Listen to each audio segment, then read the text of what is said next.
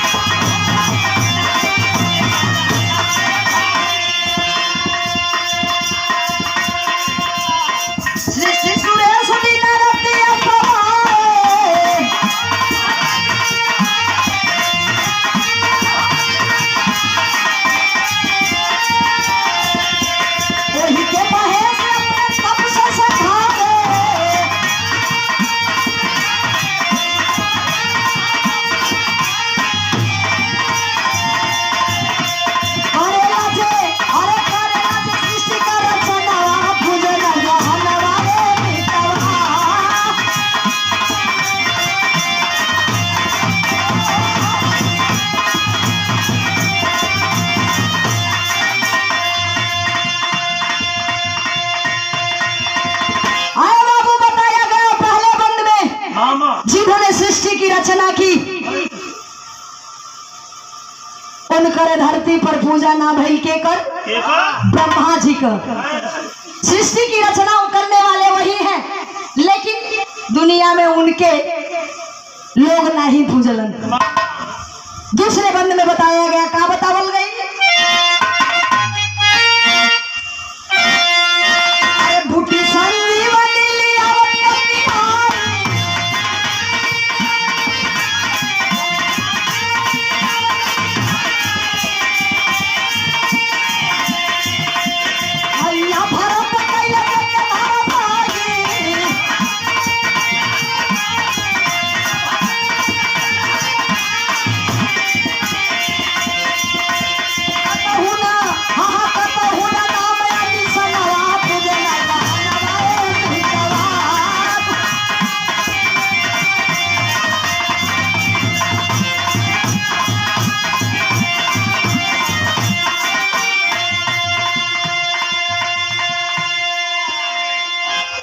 आए बाबू जोने समय हनुमान जी संजीवनी बूटी लेकर के चले हैं,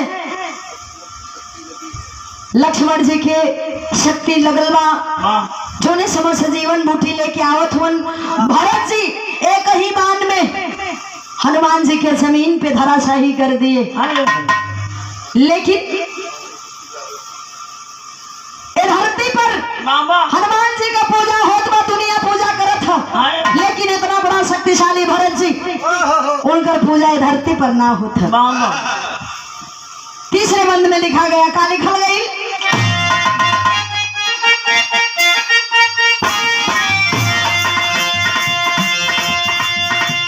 भगवान श्री कृष्ण को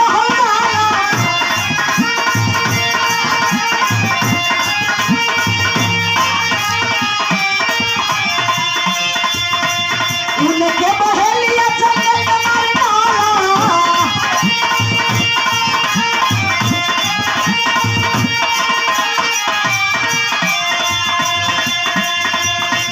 मिलल बना हाँ मिलल बना ऊंचा सखाना पूजा ना जाना वाले भैया मिलल बा।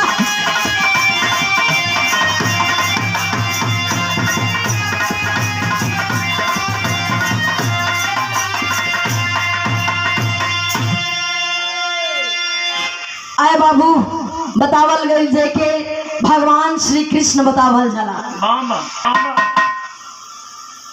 एक बहेलिया श्री कृष्ण जी के मार देहलस, लेकिन श्री कृष्ण जी की पूजा होती है, उस बहेलिया की पूजा नहीं होती।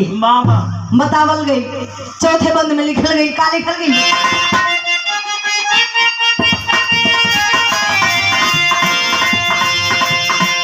भगीरथ के तप से हमारी रखी आई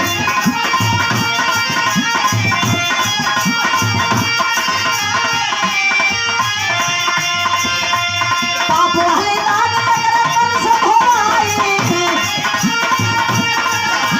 पाप वाले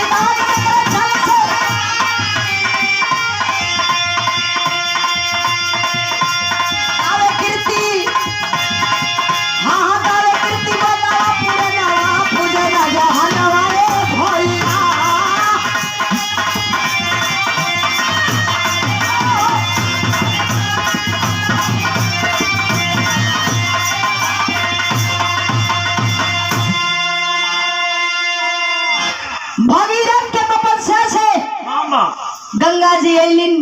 लेकिन बताइए आप लोग, उसी गंगा जी में सब लोग नहा के अपने पाप को धोने का काम करते हैं, लेकिन गंगा जी के पूजा होला, कहीं भागीरथी के भी पूजा होला ना होला।